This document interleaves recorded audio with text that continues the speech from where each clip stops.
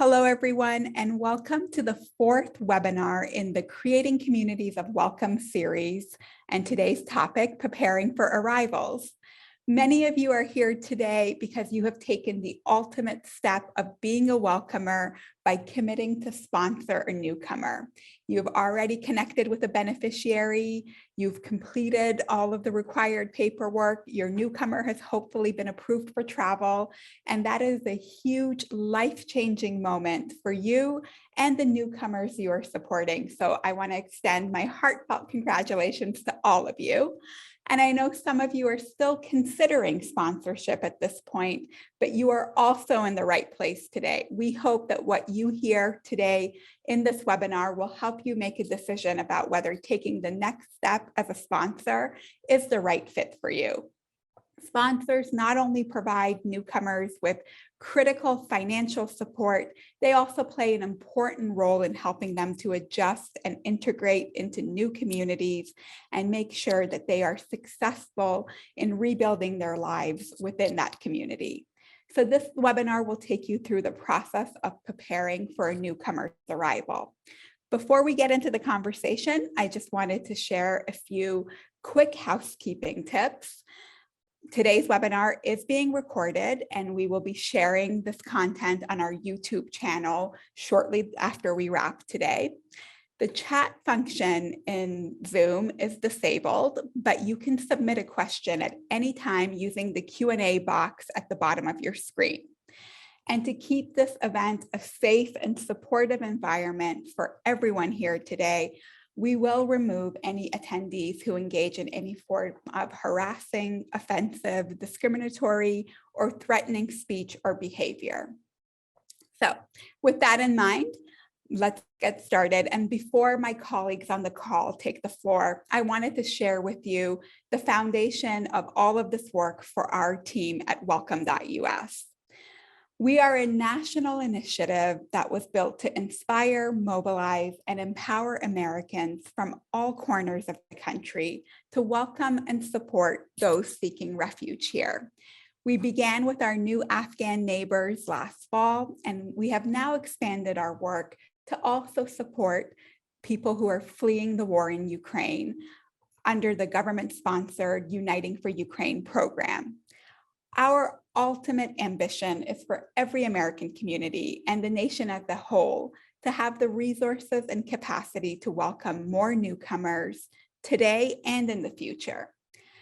And I just wanted to share that the mission of welcome.us is very personal to me because the refugee experience is my own experience and the experience that my family had when we were forced to flee our home in Iran in the late 1980s.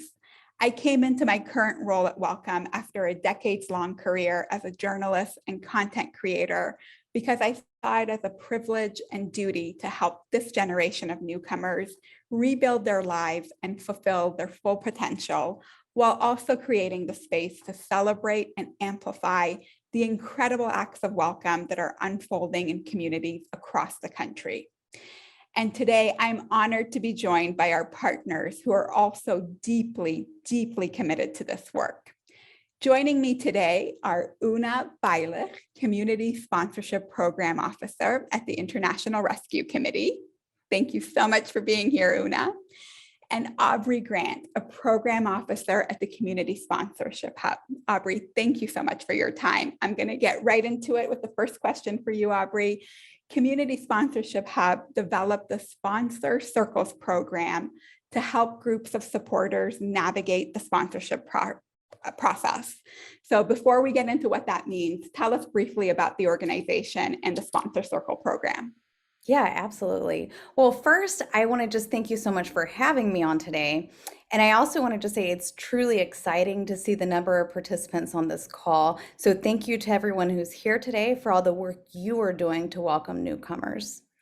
And with that being said, I do want to dive in just really quickly about the Sponsor Circle program before we talk about some other things.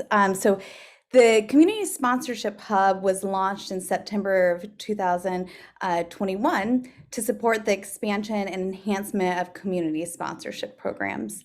Our mission is to grow the role of communities in the protection, resettlement, and integration of refugees and other forcibly displaced people, mobilizing civil society and the public, private and philanthropic sectors, and empowering them with the resources and access. We shape and coordinate a community sponsorship system that leverages the power of welcoming Americans.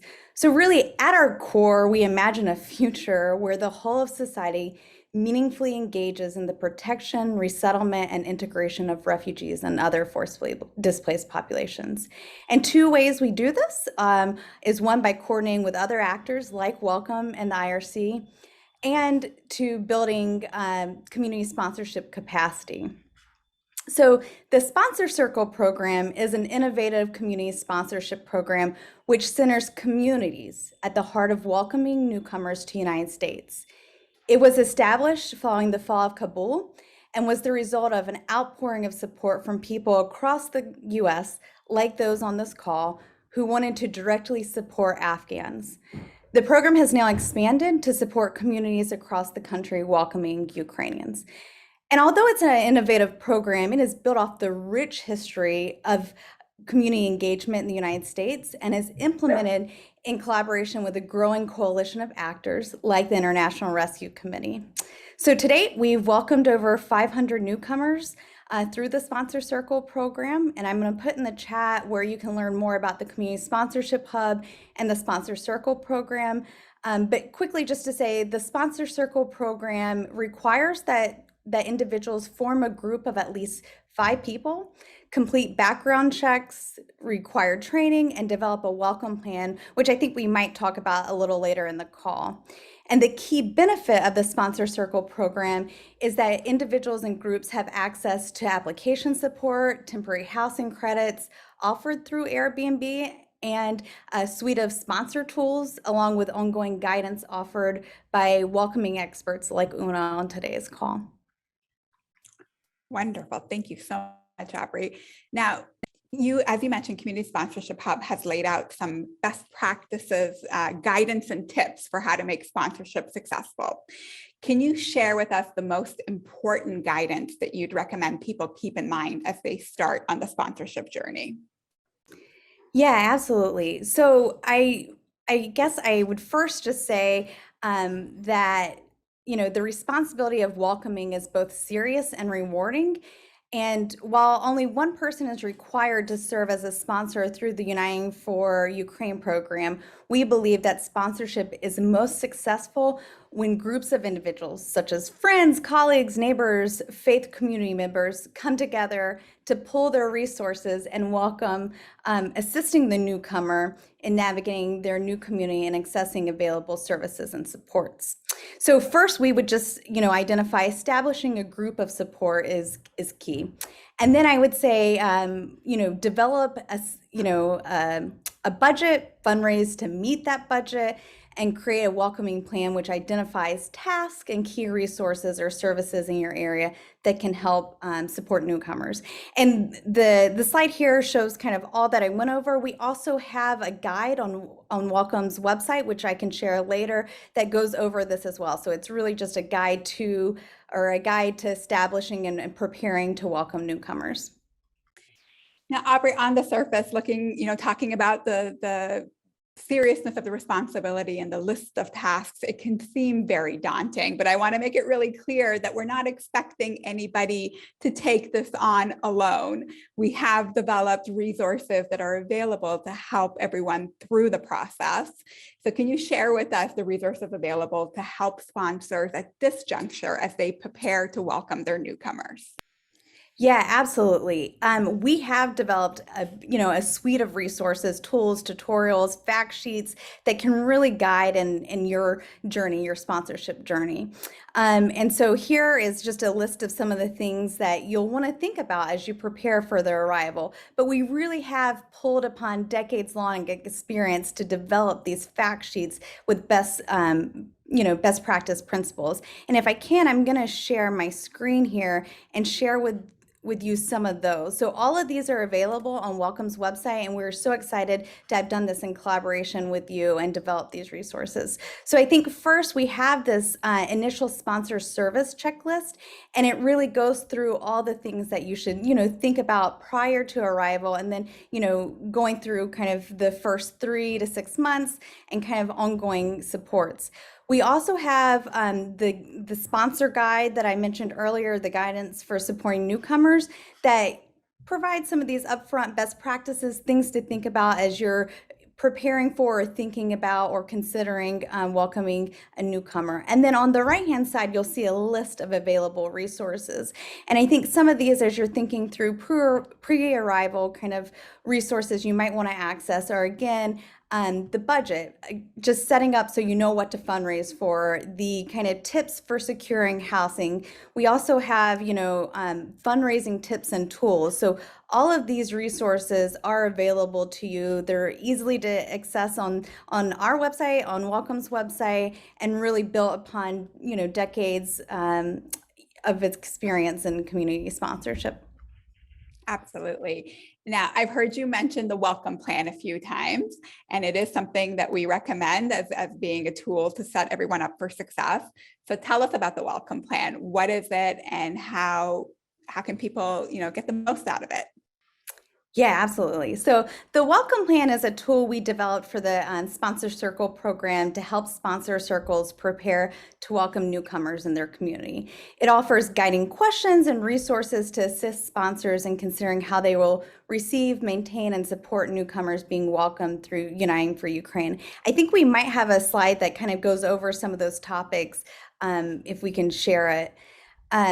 We know that community sponsorship is, that each community is unique. And so the tools that are needed for you and your group, or you and the newcomer that you're welcoming, may be different. And so this guide really helps you customize and think through what's going to be needed and how you can access it.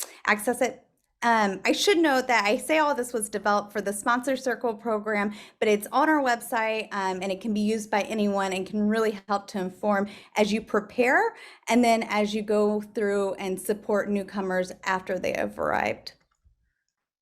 Perfect. And Aubrey, in your experience, what is, as people are working through the welcome plan, what is the area that perhaps could be most time consuming, or that you'd recommend people really be proactive about thinking about as they look at these categories?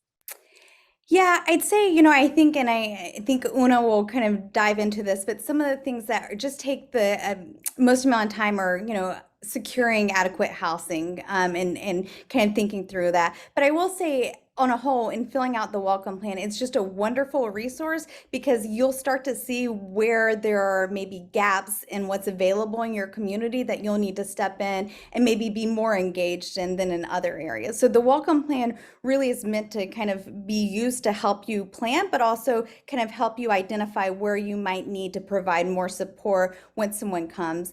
And the welcome plan can be used in addition to that suite of resources that we developed on your website, and some of that gets into kind of the local context, who to contact to see what resources might be available to the newcomer family that you're welcoming, and where to go. So this isn't a standalone resource. It's something that's meant to be used and help you chart out the course as you move forward, both in the planning stage, but also, once the newcomers have arrived. Great. Una, let's dig into the work that you are doing and that IRC is doing. Now, the International Rescue Committee has a long history of assisting newcomers resettle and integrate into communities across the country. Tell us about that work and how the community sponsorship model is being incorporated into that work now. Thanks, Monna, for that question. And thank you all for being here with us today. Monna, just like you, I too was a refugee. I came into the United States through a resettlement agency in 1994 from Bosnia. So it's so nice of you to share your experience and see how we are in this field helping each other out. And so nice of our audience to be here helping people who are like me and Monna, and getting them set up with a new life. So IRC, back to IRC. We were founded in 1933, and in the International Rescue Committee, IRC for short, we provide crisis responses, recovery, resettlement, and integration services to refugees and different victims of violent conflicts. IRC currently works in 40 countries, and in the United States, we have 34 offices. And we have participated in this reception and placement RMP program since 1975. The IRC has resettled more than 417,000 refugees and special immigrants, comprising over 100 nationalities. And something more recent, in 2021, we were pretty much essential in the processing and departure of over 74,000 Afghans from 9 U.S. safe havens throughout Operations Allies Welcome. However, community sponsorship is a fairly new program to the IRC. It's been about a year since we established and incorporated this in our overall work. And within a year, we made some pretty big things happening. So IRC, we worked with several universities and to secure sponsorship opportunities and full undergraduate scholarships, which include room and board. And this was valued more than $20 million. We also continue to implement and develop community sponsorship programming within 100 miles of our 25 offices. And we're continuing to expand community connections and our resettlement reach. And within our network, 15 offices are actively working on community sponsorship, meaning they have a full-time staff member focusing on community sponsorship. Along with that, it would be a huge failure of me not to mention our incredible partnership and work we've done with the Community Sponsorship Hub, and that's the lovely Aubrey we just presented. IRC is a sponsor circle umbrella. So what that means is we assist individuals like yourselves who are on this call, who need just a little bit of guidance, who need some technical assistance. So me and my staff at headquarters work with groups like yours with the Community Sponsorship Hub and provide you that additional guidance and technical assistance as you network and you work in this very complicated and complex community sponsorship area. Wonderful. Una, I know one of the things that your team offers support on and has heard from sponsors who have begun this work with our new Afghan neighbors is housing. You know, securing clean, safe, affordable housing for newcomers is a priority, maybe one of the most important priorities, but it's also a challenge.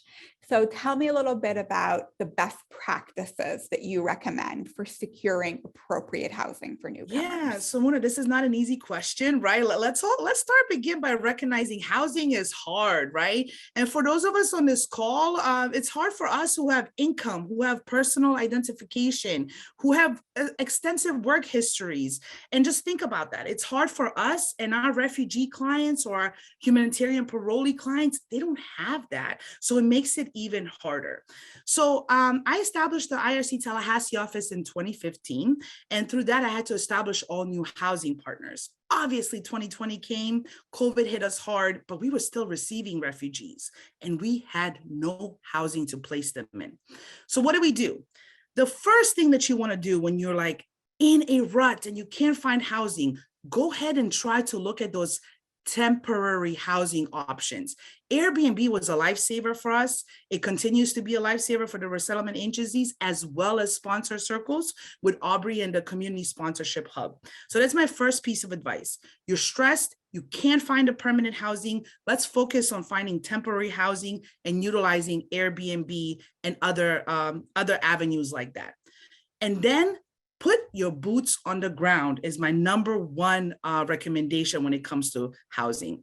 In 2020, I had a newborn daughter. We had no housing for all the families that were coming in that month. I put her in a harness and we went from apartment complex to apartment complex, talking to landlords and seeing, are you open and available to welcome a refugee family and lend me an apartment? That outreach is really important. And you're asking for a big thing. You're asking a landlord, either a private landlord or a public landlord, to lend you an apartment to a person that doesn't have income, that doesn't have United States work history, and that doesn't have any kind of credit history. That personal connection, that face-to-face is what got me every single housing opportunity I ever landed.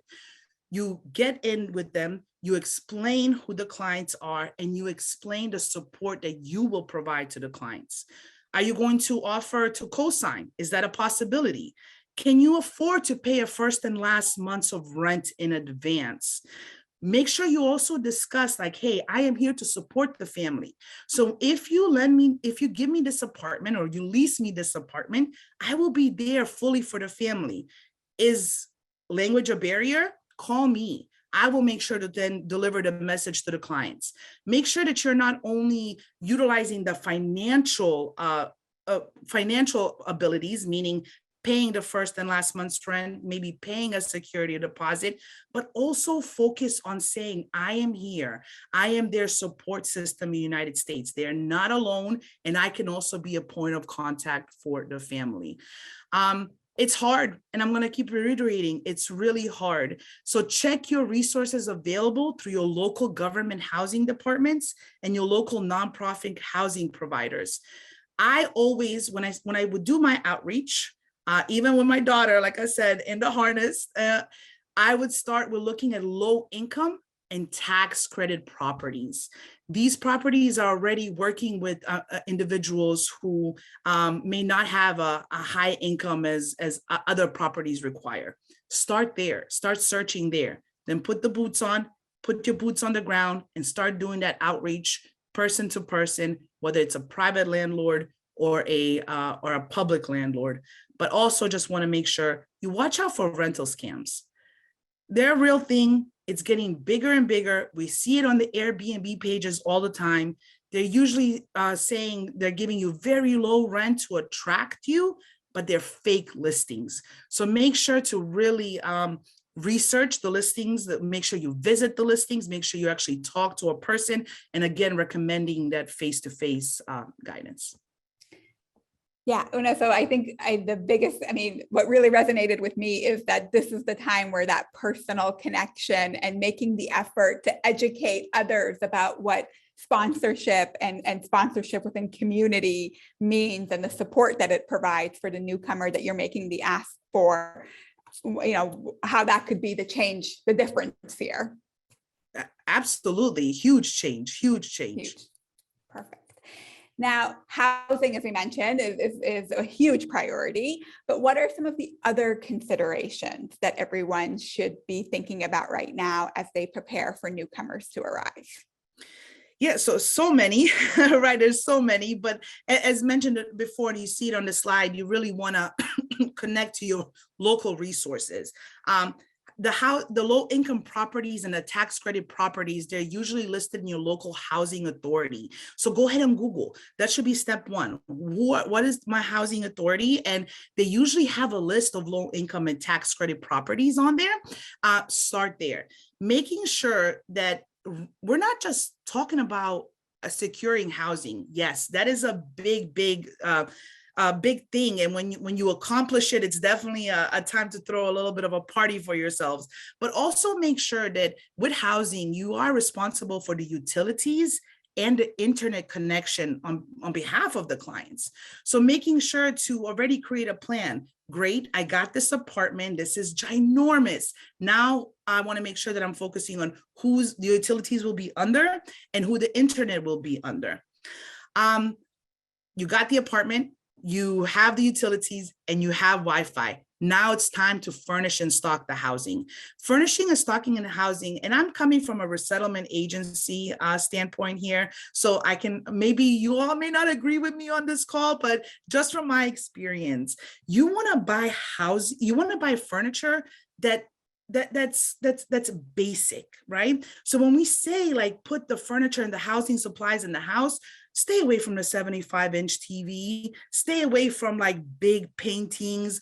We're talking about basic life necessities to make sure that the families understand that this is their first home, not their forever home, right? That is one really big consideration to take in when you're looking for housing.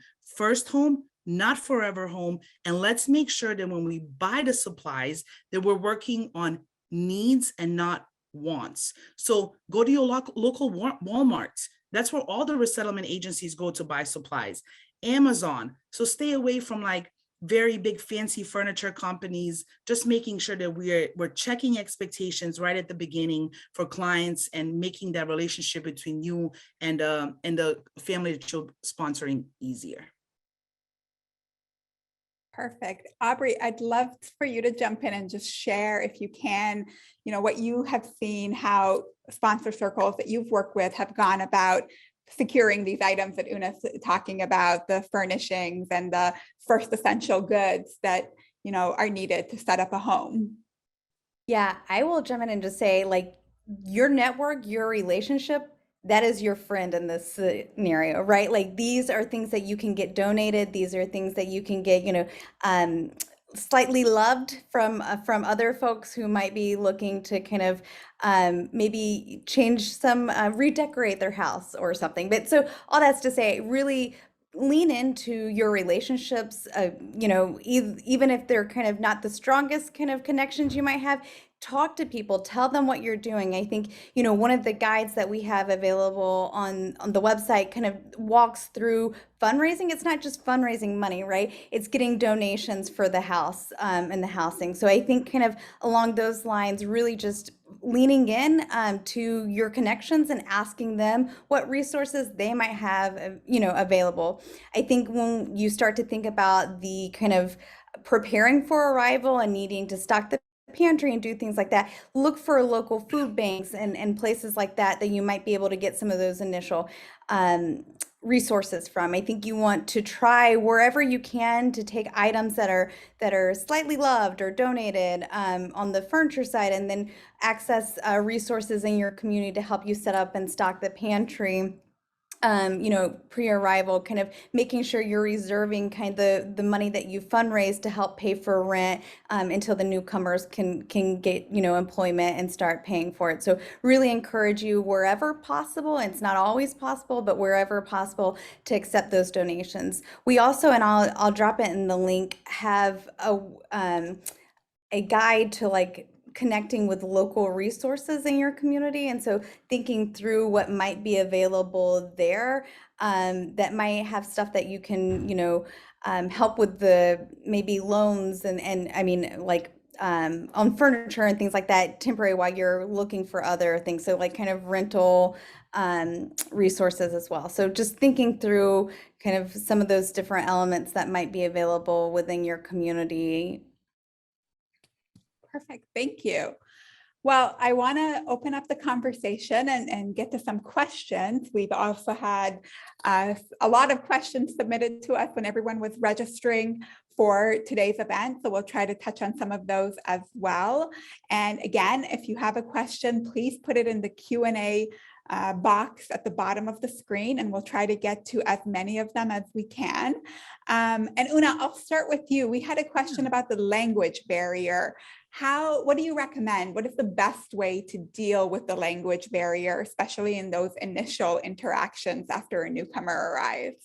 Yeah, and this is a big one, right? Let's make sure that we do have support to make sure that the people that you're supporting, that you're sponsoring, really do understand you, that the message is delivered clear, that the message is articulate, and that you're all on the same page.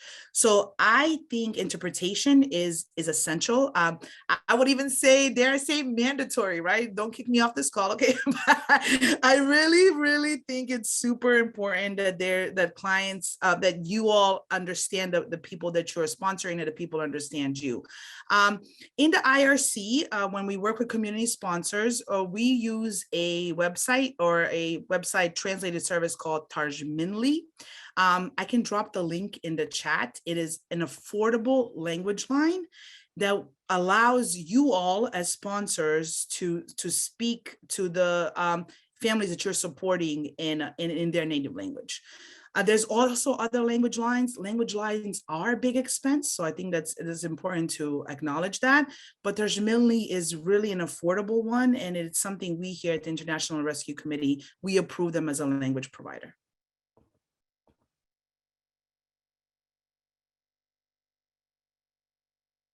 Mona, I think you're muted, but I see Of your course. word. Okay. Yeah, one of these days I will get that right. Thank you.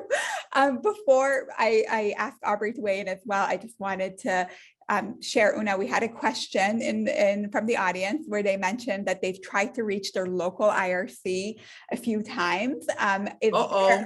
Yeah, well, we're not. Uh-oh. We'll save judgment on that one. But is there a particular email for your team and this Yeah. program that you want to share with everyone? Yeah, I'll put my email in the chat and then we'll get a hold of that office together. Perfect. Okay. And this person is in Denver, in case. Okay, okay. Mona, if I could jump in really quick, and I want to clarify, and I put it in the chat. I think I got a question in the Q&A too that I think might be around this. When I say look for items that could be loaned, and I mean in terms of rental, like thinking through the local library, getting books that could be loaned out for the short term, things like that, not taking out financial loans to Welcome New York. Want to make sure I'm very clear on that. Sorry.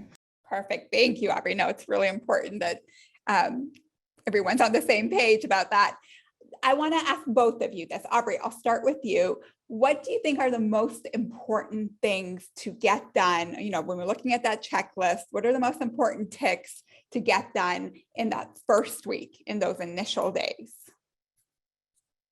Yeah, I would say, you know, one of the first things that you're going to want to do is sit down with the newcomer family and really think through what is their plans, what are they hoping to accomplish. You've put together a plan and a guide, and I think having that one-on-one conversation with them and talking through some of the requirements, right, of being resettled, or, you know, the humanitarian parole requirements around that. But I think also thinking, what are their short-term, medium-term, long-term goals, and what are their expectations, and just having a conversation also about this, you know, how you can help support them. And so I think first and foremost, that is the most important thing to do that first week of arrival. I think then you're going to want to look through other things that are required, anything that is a legal requirement, such as, applying for registering for the like selective service, or applying for employment authorization. Any of those things you want to get done as quickly as possible. So especially the employment authorization, that is something that takes time. It has to be processed. So make sure that that gets done very quickly on. And I would suggest in the first week, any of those kind of immigration related kind of requirements, do as quickly and early as possible to get that out of the way. And then I think you also want to take time during that first week to just spend time together and get to know one another as well. So thinking through, you're going to be there helping them facilitate and navigate their local community. So spend time helping them understand what's in the local communities. It doesn't all have to be filling out paperwork and going to this office and that office. Make sure that you're putting in some time there where they're getting to learn about the community in which they're living now. Una, anything you'd add to that list? So Aubrey said everything, but I'm just going to add one thing. And I see the question being asked a lot, the question about housing, like why independent, why not shared? So I think it's really important to have independent housing, and we can have many hours of conversation about this, but it's all about power dynamics, and it's all about independence. When you place a family in your home, they're under your power dynamic, but they're already dealing with so much culture shock and so much trauma, and being able to process all of that. And also then seeing you all and they're in your house, and of course having to follow your housing rules. So there's there's a big cultural curve that comes in with all of our new arrivals, and that is why it's really important for them to understand that, like, you're in this new place and you have the power. You have the power to make the decisions. You are safe here. This is your house that we helped you get. It really helps with cultural adjustment and culture shock, and it also helps establish healthy power dynamics between you as a sponsor and them as your as the family that you're sponsoring. And then one more thing that I want to bring up as in addition to what Aubrey said is we always start with being very transparent and talking about what will we do together and what will be your expectations, what will be the family's expectations. we want to go ahead and list those within the first 48 hours of the family's arrival. This is what we're going to do together. This is what I'm going to do by myself. And this is what you should work on by yourself. And the last point, we should talk about money within the first 48 hours of arrival. Who's paying for what? How where's the money coming from until they do get employed, understanding that they do not have employment authorization right away. So the money, the financial conversation should take place at least in the first week of arrival, because usually we see a lot of discomfort come from those issues. So we want to address those at the beginning. Perfect. And now let me expand on that a little bit. I think one of the other important things to keep in mind as part of this journey and experience is the stress and mental health that newcomers are dealing, mental health challenges that newcomers might be dealing with because of that stress. And we had a question about this. I'd love to hear from both of you, the advice that you would share on how people can support newcomers who are dealing with that, especially in the case of many of the Ukrainian newcomers. They've also been separated, families have been separated, as a lot of the men have stayed back to be part of the war effort. So I'd love to hear from both of you on how to best be supportive in those situations and what kind of resources you recommend people, again, proactively engage in the early few days, weeks where their newcomers are getting settled. Una, Aubrey, I'll start with you, and then Una, I'd love to hear from you as well. I'll jump in and say, I think healthcare, as we all know, and this is very different in what you can access in the local context in your community. And this is one of the most difficult things I encountered as a case manager, was dealing with healthcare needs and making sure we are linking people where appropriate. I will say we have developed some resources that are helpful. So I'm going to put in here, the sponsor circle developed kind of mental health awareness that really helps you understand kind of the trajectory, what folks might be going through, how to best help them, what are some resources that you could look through, and then just being able to think through how best to support the newcomers that are, have a lot going on. There's just stress and trauma in relocating itself, and so then to come from a conflict zone and have to leave loved ones behind, that's very difficult, and it's not something that you as the sponsor can fix or to think about it that way. So I think really just identifying resources in their community that can be supportive, and then learning how you can support and help both the newcomer, but also encourage them to do the things they need to do to kind of to support their well-being as well. Una. Yeah, to add on to that as well. So I agreed everything what Aubrey said. Obviously, like we work in the same sector, so right. So it's I'm always gonna say like, hey, she's right, because like she is right. So community connections are really important here, right? So your newcomer is gonna feel isolated, no matter how lovely you are, no matter how kind you are, you're still different, right? So your newcomer is gonna feel isolated. So we want to make sure that we're establishing those community connections if they so desire. We also, when I say community connections, a lot of our clients, when they come in, we will ask, do you want to be connected to a religious institution? But that is an ask. Please do not take your family to church on Sunday or to the mosque on Friday. Make sure that you are discussing those issues with them before and asking them, do they want to come? Do they seek a religious type of guidance? So community connection is really important here. And then transparency is also very, very important. If there is something that you see that is wrong, what we tell all of our caseworkers in the resettlement agencies, you're not the medical expert. Please don't provide medical advice, right? So I want to go ahead and share the same advice here. If you see that your family is traumatized and you see that they're going through maybe depression, unless you may be an expert, all right, you may be a licensed mental health therapist. If you are not, please connect that individual to a professional health individual that can assist them. So again, talking about those power dynamics, right? We're the support system, we're the initial thing, but when it comes to expertise, let's research our community for the expertise. That is so important.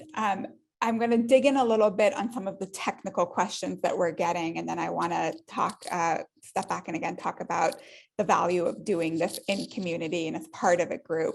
So we've gotten a lot of questions about employment.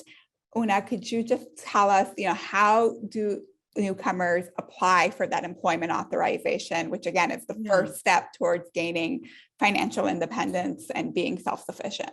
So the actual employment authorization, or we call it a EAD, employment authorization document, the application itself is not difficult. We all can do this. We can do it individually. You can Google how to apply for an employment authorization document. The answers are there. The hard part of this answer is how long does it take for the employment authorization document to be approved? Right now, it is being said 6 to 9 months. So before I scare some of you, there's a lot of advocacy behind this, a lot of advocacy from an organization like mine, and a lot of advocacy from an organization like Aubrey's to push it for a shorter timeline. We're not there yet, but we're continuously advocating. So application itself, you can honestly Google it, find the application and submit it, but it's the time frame, which right now is 6 to 9 months, but we are advocating for a shorter processing time. And that is regardless of where you are in the country, where, what jurisdiction, it's the same application and it's the same processing time. So everybody goes through the same process, correct? Correct. Perfect. Aubrey, we got a question about transportation. And I know this is something that you have done a lot of work on and that the sponsor circles do a lot of thinking about. So the person shared that they live in a suburb where there's no public transportation. Everybody needs a car, including the newcomers. How do sponsors handle this? And I think this is where the group dynamic really can make a difference. So I'd love for you to talk about that. Yeah, so this is tricky. If you live in a suburb that's close to an area, I would say as you're looking for more permanent housing, look for a place where you might have a public transportation route, whether it's a bus or something like that, that would allow the newcomers to have kind of independence and be able to use that to get around to work for a long term. In the short term, I would, encourage you to think through, again, pulling upon your relationships, your connections, your networks.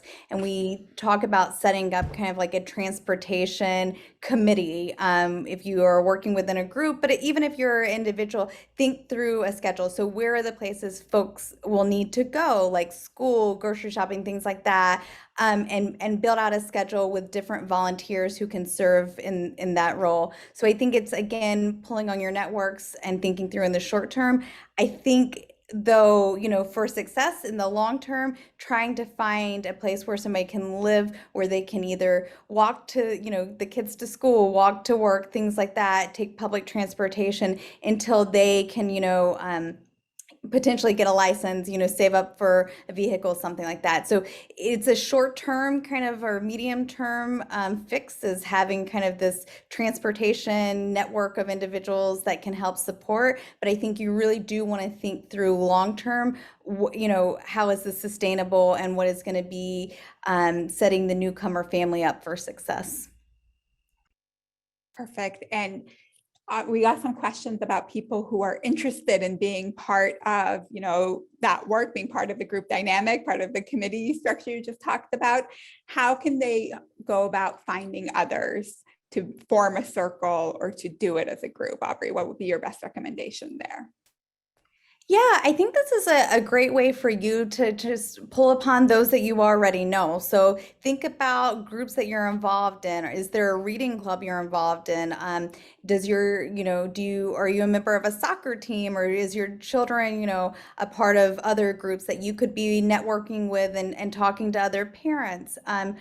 Are there colleagues within your work that you might, want to be able to, or, could join and create a group? I think it's, again, pulling upon your own personal relationships. For the sponsor circle program, we suggest, we require a minimum of 5 people, but that's 5 very active people. So I think, just looking at where are some connections that you have that you could pull upon. Are you a part of a church group? Could you kind of create a group within that? If you're on a university, are there faculty and staff and other students that you could form a group with? So there is a lot of possibilities there. It doesn't have to be a traditional kind of group. You can kind of create your own group based upon your own personal relationships and connections.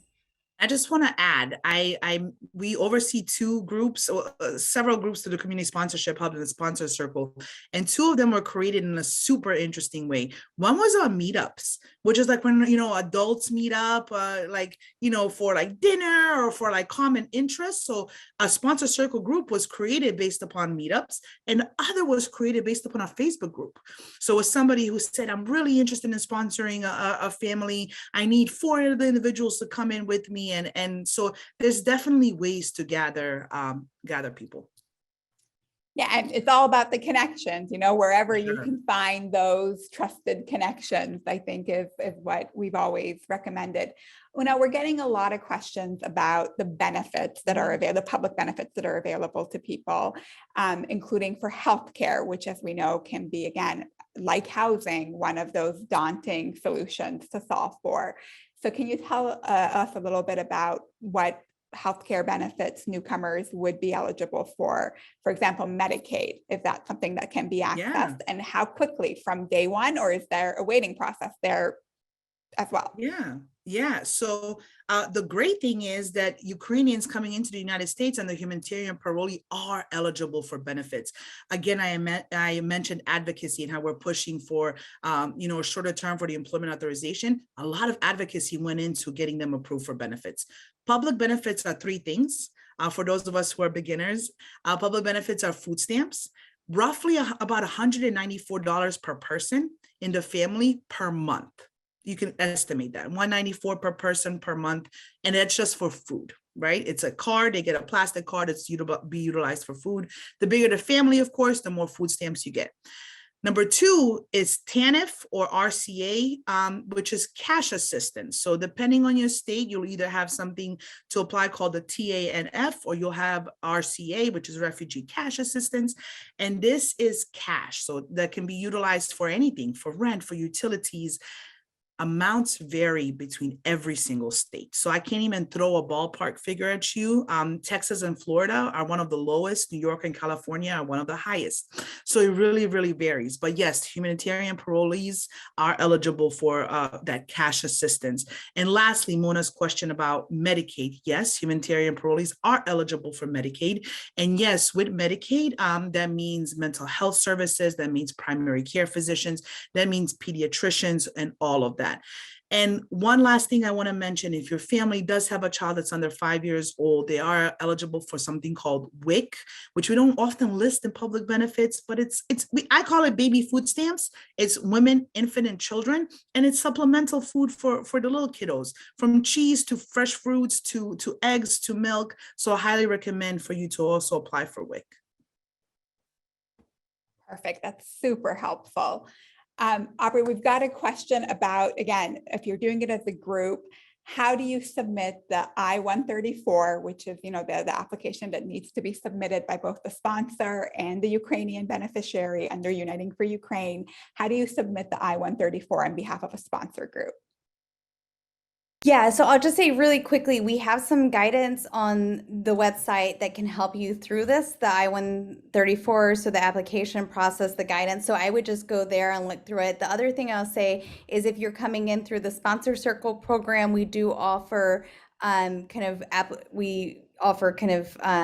support as well in terms of weekly kind of application support where you can ask specific questions. So a plug there for the Sponsor Circle program for Ukrainians. But I would just, and I can put it in the chat, the website that has the FAQ and guidance on the I-134. So it should be able to give you all the advice you need for doing that.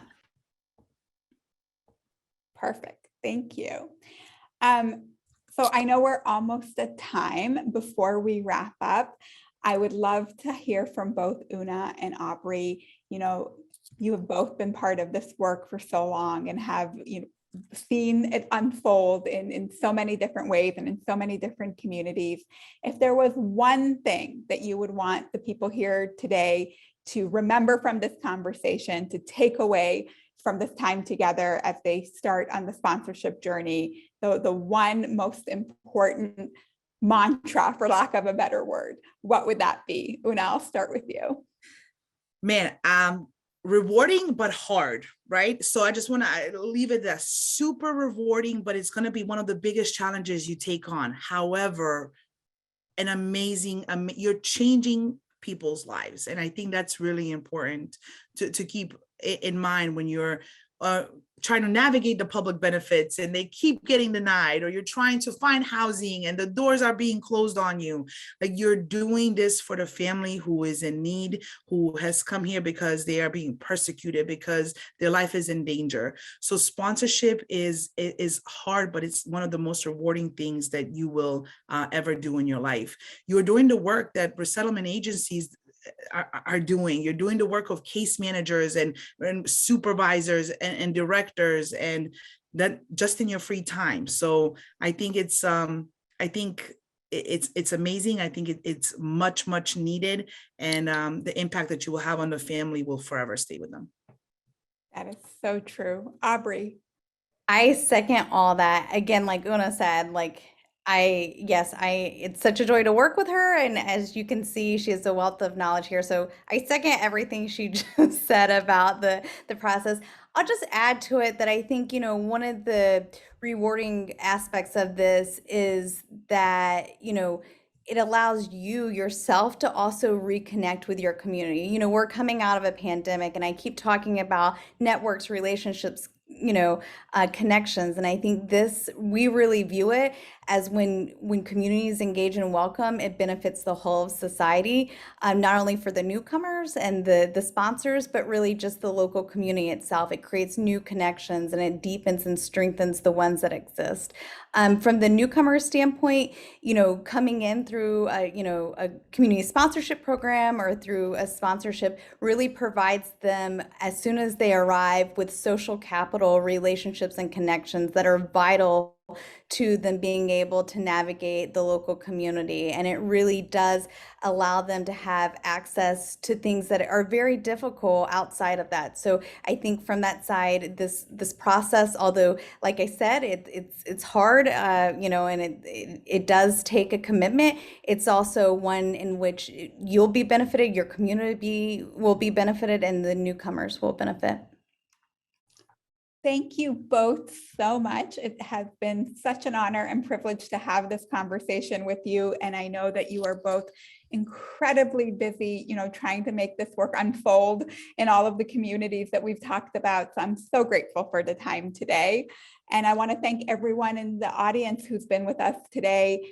This was the fourth installment of this series, as I mentioned. The first three installments are on our YouTube channel. Last week, we went through the entire application process and what to expect and how to navigate it. So if you weren't a part of that conversation, I highly recommend that you check it out. A lot of the questions that we saw in the chat today were answered in that session. And please be on the lookout for the next installment in the series, which will focus on how you can best support newcomers in the first 90 days once they have arrived. So be on the lookout for more emails from us about that. For the registration link, we hope you'll join us. And before we say goodbye today, I just wanted to share with everyone, we got some questions in the chat about, people who are interested in being a sponsor to welcoming newcomers, but they don't know anyone in Ukraine. They don't know any beneficiaries who would qualify to come here to the United States through the Uniting for Ukraine program. We are very excited to share Welcome Connect. It's a platform that we have developed with our partners that does that matching. It matches Ukrainians who are seeking to start a new life here in the United States with potential American sponsors. Right now, we have more than 5,000 Ukrainians who are registered on the site and are looking for sponsors. And if you haven't already, we encourage you to visit connect.welcome.us, create your profile, and We are very excited to announce, you'll be the first to hear it here, that matching will begin on the platform next week. So we do encourage you to do that as soon as you can. It's very easy to create an account. There is a training that you will have access to once you've created your account that will really walk through step by step the expectations, what is required as a sponsor, what to expect in the first phase, like we've talked about here today, to really make sure you have the information you need to make the decision about whether sponsorship is the right fit for you.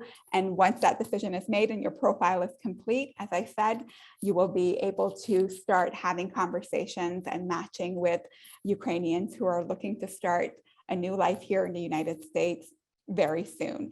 Thank you again for being here, Una, Aubrey. It has been a pleasure, and we hope to see everyone at the next installment. Thank you, Monna. Thank you, everybody. Thank you so much.